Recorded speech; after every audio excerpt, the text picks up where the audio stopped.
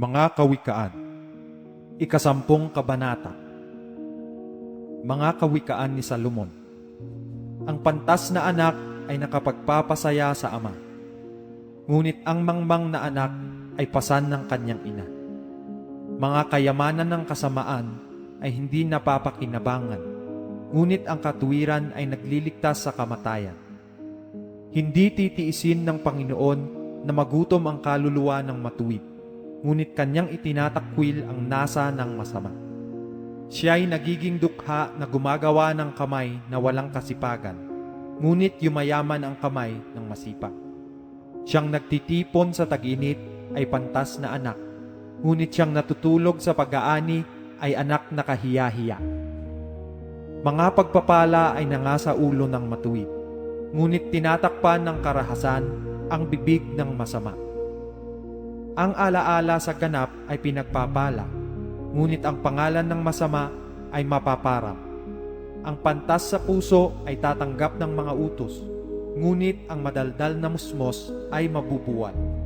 Siyang lumalakad ng matuwid ay lumalakad na tiwasay, ngunit siyang sumisira ng kanyang mga lakad ay makikilala. Siyang kumikindat ng mata ay nagpapapanglaw, ngunit ang madaldal na musmos ay mabubuwal. Ang bibig ng matuwid ay bukal ng kabuhayan, ngunit tinatakpan ng karahasan ang bibig ng masama. Ang pagtatanim ay humihila ng mga kaalitan, ngunit tinatakpan ng pag-iibig ang lahat ng pagsalangsa. Nasusumpungan sa mga labi ng mabait ang karunungan, ngunit ang pamalo ay sa likod ng walang unawa. Ang mga pantas ay nag-iimbak ng kaalaman, ngunit ang bibig ng mangmang ay kasalukuyang ikapapahamak. Ang kayamanan ng mayaman ay ang kanyang matibay na bayan. Ang kapahamakan ng dukha ay ang kanilang karalitaan. Ang gawa ng matuwid ay patungo sa buhay. Ang bunga ng dukha ay sa pagkakasala. Nasa daan ng buhay siyang nakikinig ng saway, ngunit siyang nagpapabaya ng saway ay nagkakamali.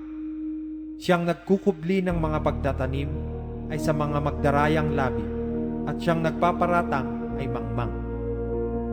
Sa karamihan ng mga salita ay hindi nagkukulang ng pagsalangsan, ngunit siyang nagpipigil ng kanyang mga labi ay gumagawang may kapantasan. Ang dila ng matuwid ay parang piling pilak. Ang puso ng masama ay kaunti ang halaga.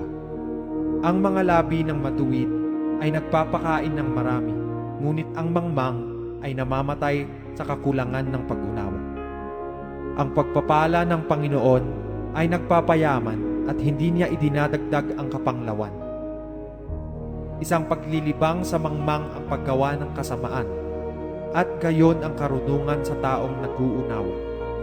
Ang takot ng masama ay darating sa kanya, at ang nasa ng matuwid ay ipagkakaloob. Pagka ang ipo-ipo ay dumadaan, ay nawawala ang masama, ngunit ang matuwid ay walang hanggang patibayan. Kung paano ang suka sa mga ngipin, at kung paano ang usok sa mata, gayon ang tamad sa mga nagsusugo sa kanya.